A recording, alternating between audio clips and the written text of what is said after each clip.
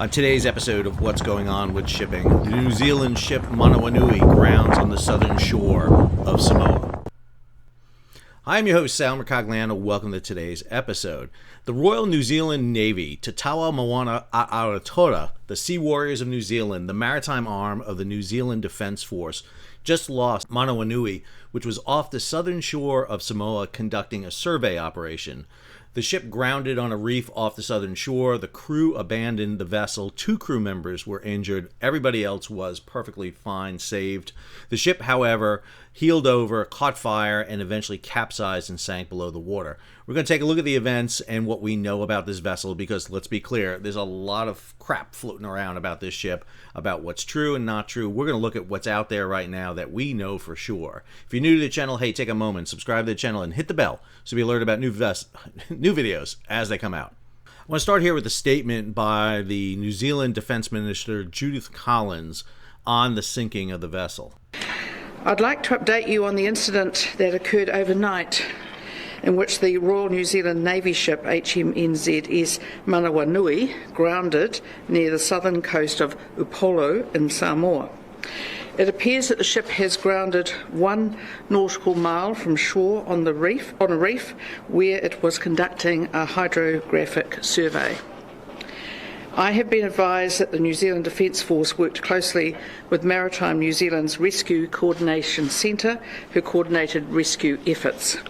A Royal New Zealand Air Force P-8A Poseidon was also deployed to assist. Several nearby ships responded to the request for help, which at times meant rescuers battled currents, swells and winds that threatened to push life rafts and sea boats towards the reefs, and one case did actually push one of the life rafts onto the reef. I am very grateful for their efforts in coming to our aid when we needed them. I'm pleased to say that all crew and passengers are safe. So this is HMNZS Manawanui. She was previously a civilian survey ship built for the Norwegian oil and gas industry, the Edda Fawn. She was purchased by the Royal New Zealand Navy in 2018, commissioned on 7 June of 2019. She's replacing 2 vessels, a namesake dive support vessel, and then a hydrographic survey ship, the Resolution. The ship cost about $147 million in New Zealand in 2018. The ship, all told, about 84.7 meters in length, about 278 feet, about a 5,700-ton vessel designed for a speed of 13 knots with a range of about 7,000 miles. The key here is the crane on the back and the work deck area. She's got about 7,500 square feet of deck area, about 700 meters square, and about an 800-ton deck cargo capacity along with a 100-ton crane. She has a crew of roughly around 39 and carry roughly 66 passengers on board. Here's the story by the New Zealand Defence Force. HMNZS Manawanui crew and passengers rescued after ship runs aground in Samoa. Some details. The incident occurred on Saturday evening while conducting a hydrographic survey 1 mile from shore. 75 crew and passengers began evacuating lifeboats at 7:52 p.m. on Saturday, 5 October. Says that at this stage, the exact cause of the grounding is unknown and require further investigation. So a couple of images posted on Facebook from the Samoa rescue operation. That is the ship's captain to the left there, along with personnel there. You'll see some Australian naval personnel and then Samoa rescue personnel assisting here. You can see them launching a rib boat directly into the surf. Not always an easy thing. I've done rescues and launching boats, and it's not easy to do it on a beach. 2 personnel were injured and transported from the area. Here you can see the crew mustered on the beach. Everybody seems to be in fairly good spirits, especially the rescue personnel. Now, this loss does follow in a wave of incidents that we've seen happening with other vessels in and around the area. Fiji, for example, lost one of their new Guardian-class patrol boats, which grounded not too long ago. This vessel was eventually salvaged, but they suffered a grounding where the crew had to abandon ship and the ship actually sank. Even in New Zealand, we've seen some issues. This is a barge that broke loose while under tow off the coast of New Zealand, came ashore, being used for the movement of goods. All right, let's go ahead and get in some details here. So this is the track of the vessel coming from New Zealand up to Samoa. Now, I will note something here that it has not been mentioned very much, but I do think is important. You've heard the official statement about the vessel being off Samoa to do a hydrographic research. I'm going to talk about that in a second. There's another reason I think the vessel was in it, and it's not a conspiracy one, because there's a lot of them rolling around right now. It is not unusual for safety protocols to have a naval vessel close by should it become necessary to evacuate the Monarch. That is a standard procedure, and I believe this vessel was on standby for that reason. So ship was probably on station for that, probably conducting a survey too, no reason not to while it's in the area. One of the things that's unusual about the track of this vessel is that its AIS was not squawking for most of the way. It pinged one time during the middle of the transit, and then it didn't ping again until the ship had gone ashore off the southern coast of the island. Now, if you use marine traffic and AIS, you've got to be careful here, because marine traffic and AIS don't have a feed on this vessel. They're taking it from one point to another, and so it had a ping earlier. It basically went dark off of AIS, and then it pinged again when it showed up on the reef off the coast. So if you watch this replay, it kind of looks like the ship just runs smack into the reef. Now, that may have happened. We don't know. But that is not a good track for it. We don't have a good visualization on the vessel. And I want to show you, because a lot of people are talking about this. This is the reef it hit. It is a well-charted reef. Everybody knew this reef was here. It's not like they found a undiscovered reef. It looks like they came ashore. Now, the argument that we're hearing right now is the ship lost power. And losing power close in the shore here could be the reason why the ship wound up on the reef. You'll see that the distance down here, this is 500 feet. So you're not talking about a great deal of distance here for you to drop an anchor, try to fetch it, and stop you from hitting the beach. Even if you lose power, you're able to drop an anchor. And so that anchor drop should be able to be done. The other thing you're hearing of is that the ship was involved in looking at cables. That may be. You'll notice this area off the coast here that's not well charted. Probably the reason she was here was to chart this area. You don't have a very good image of charting here. Now, granted, this is marine traffic. This is not an electronic chart system that would be much more accurate. But we can believe that Manawanui was probably being used to chart in this area just to the south of Samoa. There are allegations that it was involved in wiretapping. Just to be clear, there are 3 cables that come into Samoa. These are the 3 right here, these squiggly purple lines. They're just east of Apia, the main port into Samoa. It's on the northern shore of Samoa. This is not where any of the cables, if you're going to tap cables, you wouldn't do it on the south end of the island. There's no cables there. So that doesn't quite make a lot of sense.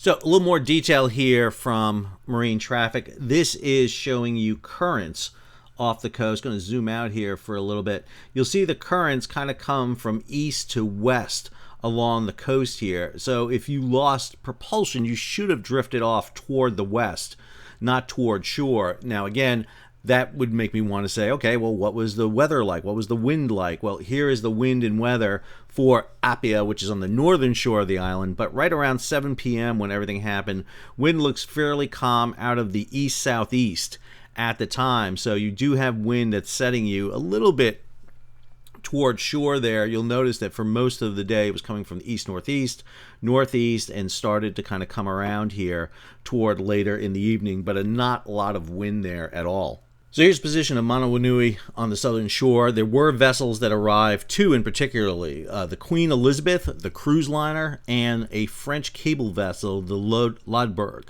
Both vessels were nearby, able to come to the assistance. Queen Elizabeth, the cruise line, was probably one of the vessels that you would want to be there. Large passenger capacity, a lot of lifeboats, a lot of rescue boats that you could use off of it. The ship did not get close, you'll notice. It stayed offshore, well outside of that uncharted area. Lodberg, the cable vessel, the French vessel, was able to get in a little bit closer to shore, provide assistance, but then the vessels were very quickly released once the Samoans were able to get rescue parties launched from shore. It didn't necessitate bringing the vessels in. But again, I keep coming back to this area here in dark blue. This is probably the area that Manawanui was doing the survey in. Now, loss of Manawanui is a huge loss for the Royal New Zealand Navy. It's one of only 5 ships that are active in the fleet. The hope here was to convert this vessel, provide the roles for 2 vessels, and it would be able to go out and operate a little bit cheaper than a military vessel. There was an allegation I read that if this was a warship and grounded, it may have survived. Potentially, yes, probably so, but you wouldn't have a warship doing a survey like this. Most survey vessels are not built to warship standards, and in particular, the Royal New Zealand Navy is trying to save money, so you would not have a warship doing this mission. Obviously, the ship's master is going to come under some attention. In this case, Yvonne Gray, who trained as a teacher, actually served in the Royal Navy before transferring over to the Royal New Zealand Navy in 2012. So these are the ships of the Royal New Zealand Navy. Again, New Zealand is a small country. We're talking about a population of just over 5 million. So really a fraction of what is the United States, a fraction of what is Australia, and yet they're able to field a pretty interesting navy. One of their vessels, Aotearoa, is actually was doing part of RIMPAC. It's been involved in operations in the Pacific and providing underway replenishment. So it's not like the Royal New Zealand Navy is not out there doing missions. The problem the Royal New Zealand Navy has, along with many navies, is the ability to get crews for the vessels and operate them out there. Crewing is at a premium these days. I was at a conference in Victoria, Canada, 2 years ago, where I had the opportunity to meet the deputy commander of the Royal New Zealand Navy at the time, and that was the subject of her talk. Really difficult to get crews out onto vessels and get full operation of the vessels they had. And so one of the hopes here was Manawanui would be able to do the role of multiple mission vessels, plus cheaper being a civilian vessel. So one of the questions I do have is the role of the ship in this survey operation being so close to shore. This is the NOAA vessel Rainier. Rainier was just out in the Pacific last year. It suffered an engine room issue, had to go back to the United States for repairs. But one of the things that you see on Rainier is that it is fitted with a series of survey boats. You send these survey boats close to shore to do the survey. You don't bring your ship in close to shore. And again, it depends on the capabilities you have. Now, a lot of newer vessels have the systems mounted on the hull for sonar and surveillance operations to really chart the bottom of the ocean well. And the vessel in the New Zealand Navy may have been fitted with this. Now, it has the capability to launch remote operated vehicles, ROVs. It has the ability to launch launches, which could do these surveys. I think one of the things we're going to see in the investigation is what was the exact role and mission and track of the vessel. Like I said, right now, it is not showing a track on AIS on marine traffic. The only track we have of it is after the grounding took place. So I think the big takeaway here is we don't know. We don't know what was the leading cause. Ship losing power is not something new. We've been seeing this. We had the Dolly in Baltimore. We've had vessels coming in and out of ports losing power. This has been a kind of a frequent issue we have been seeing. A lot of issues about fuel, what fuels are being used, what was the upkeep of the vessel. Royal New Zealand Navy is being run kind of ragged a little bit because of low maintenance and low budget money. Was there an issue close to shore? And obviously when you're close to shore in a tight maneuvering position and you lose power, there's not a lot of margin there for error. Were they in a position to drop the hook, drop the anchor, and secure the vessel? Or were they just unfortunately at the right moment, at the right time, in the wrong spot? And when they lost power, they could not get themselves off. They came ashore. One of the things we know that happened is after the vessel grounded, it took a severe list. Fire broke out on the vessel. That is not uncommon for that, unfortunately, to happen. Something shifted, something moved, something wasn't attended to. Fire broke out on the vessel. The fire obviously did not last long as the vessel began to capsize and eventually went under the water. You can see the vessel heeling over severely. It's going to be almost impossible to bring a vessel back from that position. You can see the fire starting to break out on board the vessel at that time. That could be anything from a galley fire to something down in the engine room starting to burn. Not sure how fast the crew had to abandon ship. It was 7 o'clock at night, so the crew had to get off at that time.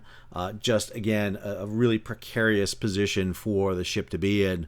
And once you're on that bottom reef, the reef's going to start ripping the bottom out of the vessel. It is almost impossible to come back from it.